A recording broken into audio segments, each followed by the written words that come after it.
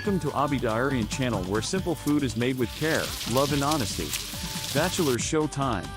This weekend we going to make appam in simple 3 steps including the batter preparation. Appam batter preparation with simple and easy 3 steps. To begin our appam journey, we soak raw rice in clean water for at least 4 to 5 hours. This simple step makes all the difference in softness. Now we bring together the key ingredients: soaked rice, fresh grated coconut, and just a little cooked rice. These 3 create the perfect base. Add everything to a mixie or grinder, and blend until the batter becomes smooth and creamy. Add water as needed. Sprinkle in a bit of yeast and sugar. Mix gently.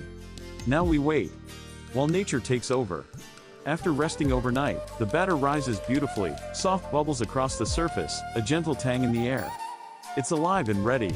Now we are going to prepare tasty appam. Heat your appa chatti and lightly brush it with coconut oil. That's how we get those golden lace-like edges.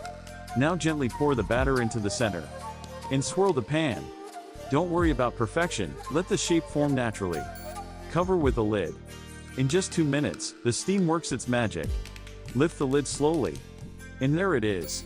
Soft in the center, crisp and lacy at the edges, pure Kerala beauty. Serve hot on a fresh banana leaf, the traditional way. Pair it with stew, curry, or sweet coconut milk. Tried this recipe, tell me how it turned out. Your support means everything to the small kitchen Abidarian.